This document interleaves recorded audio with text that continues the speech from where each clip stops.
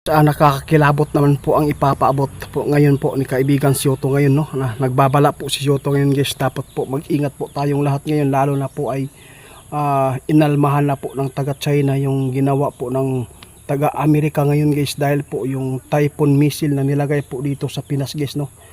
Baka po ito po ang makapag-umpisa ng gulo, guys, no. Kaya ngayon po meron lang ipapaabot si kaibigan nating Syoto dito, or si Linyo, kung sino man nandito ngayon sa Punso.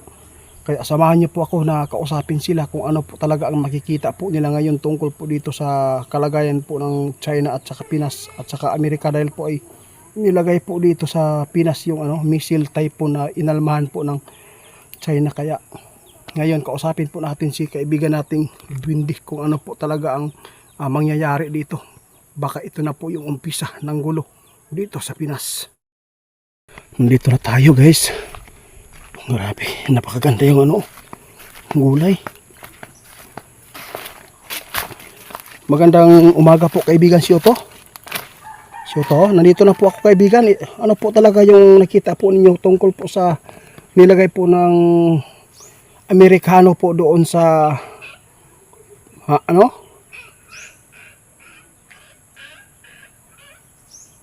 Paktay na, guys. Napakadelikado po yung ginawa po ng mga Amerikano, guys, dahil po nilagay po nila yung typhoon doon. Baka ito po daw ang umpisa na sumiklab po yung gulo dito, na magkagirian ulit. Kaibigan, ano pa ang dapat gagawin po natin ngayon? Sabi po ni Syoto, guys, dapat po talaga na mawala po talaga yung typhoon missile, kasi po ayaw po na mangyari po yung gulo dito. Ayaw po talaga ni kaibigan natin Syoto, kasi po ilang milyong tao mamamatay, guys, kapag maumpisa na po talaga yung kaguluhan. Bakit po nila pinayagan na ng presidente namin kaibigan na ilagay po yung typhoon missile po dito sa Pinas? Kasi ayun nga, guys, no, nagtataka po si kaibigan natin kung bakit po pumayag po, no, kung bakit po nailagay po doon yung typhoon missile dito sa Pinas. Yung missile na ang nagmamay-ari yung mga Amerikano ngayon, guys. Parang sa Bisaya na tandog ba ang iyahang garbo sa China, no? Parang umiinit po daw ngayon yung kaguluhan dito sa atin, guys, dahil po ay yung Amerikano, bakit po nilagay po nila doon. Kaya kaibigan, anong po gagawin sa mga tao ngayon?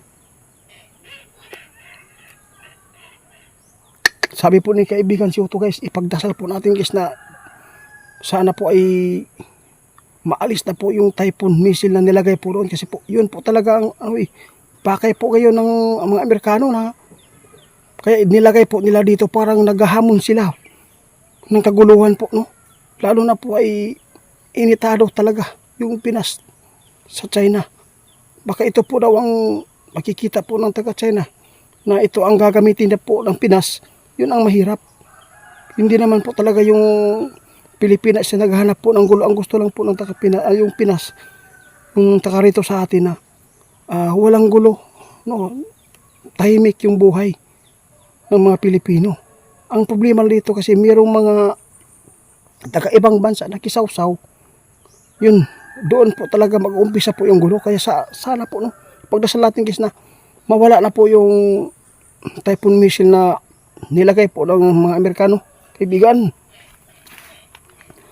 Kung sakali man kung mangyayari po ang ganyan po, ang kaguluhan, anong mangyayari sa mga tao? Sabi po ni kaibigan Syoto, guys, hindi magandang pangitain ito, no? Parang di maganda. Sinabi po niya ngayon, alam po niya yung pinapaabot ni kaibigan Dwindi Linyo noon, na yung pangyayari ay parang naging okay na, no? Ngayon naman bumalik na naman dahil po sa mga Amerikano na naglagay po doon. Mahirap po talaga, guys. Kung sino man hindi naniniwala ngayon sa ginagawa namin dito na pagkikipag-usap ko sa Dwindi, kayo na lang bahala. Basta sabi po ni kaibigan Syoto, ulitin mo kaibigan, ano pong maipaabot po niyo sa mga sambayan ng tao dito sa Pilipinas po. Salamat kaibigan. Sabi po ni kaibigan, guys, dapat sana talaga na alisin po ni Presidente po doon yung ano, typhoon missile, kasi po yun po talaga ang makapag-umpisa po ng kaguluhan, no? Kasi po pride po talaga yung China. Ayaw po nila na mayroong mga taga-ibang bansa na makisali dito. Kaibigan, alam ko po yan. Oo. Sino tayo na makipaglaban? Wala tayo ano. Ang kawawa lang po dito yung tulad natin. Tulad namin na mahihirap. Maraming matatamaan. Buti yung mayaman kasi pwede silang umiwas dito eh. Tama po kayo. Kaya salamat sa yung pagpaabot, kaibigan, no? Oo. Kung mangyayari man yung kaguluhan, kaibigan, ano ba ang magandang gawin po ngayon? Guys, sabi po niya, lalo po daw na mas matinding galit po ngayon po ng mga taga-China, no? Kung maganda po, ang magandang gawin po daw dito, hanggat na sinasabi noon ni kaibigan ni Dwinding ninyo na mag-iimbak ng pagkain, no? Magtatanim hanggat wala pang kaguluhan, mag-imbak at magtanim. Pero yung mga tao na walang makakain, no, nakakaawa po talaga, kasi hindi po talaga makakasurvive, kasi kung wala kang kain, napakahina mo talaga. Kaya kaibigan, dito ka? Saan? Tinigis. Dumaan siya dito. Salamat. Nagparamdam ka pa. Kaya, kaibigan, oo nga, meron lang akong itanong sa'yo. Bakit po yung taga-ibang bansa, tulad po ng Amerikano, bakit po hindi po napipigilan ni president natin? Yun, tama po kayo, kaibigan. Yan po ang mahirap. Guys, hindi ko na lang po ipaliwanag kung ano man yung tinanong ko kay kaibigan, at saka yung sagot na hindi ko na lang po sasabihin sa inyo, kasi baka po may magagalit pa sa atin. Ang hirap po talaga dito. Yung Pinas dito sa atin ay bakit po ay napapasukan sila ng ganyan, no? Sa totoo lang, guys, sabi po ni kaibigan, malaking tulong po talaga yung taga-ibang bansa, yung Amerikano sa atin, dahil po sila po talaga yung lalaban kung sakali man tayo ay persaduhin ba, no? Puntahan dito para ay guluhin, no? Sila po talaga nakahadlang na pigilan yung ibang mga taga-ibang bansa na umatake sa atin. Pero ang problema dito kasi parang sumubra din.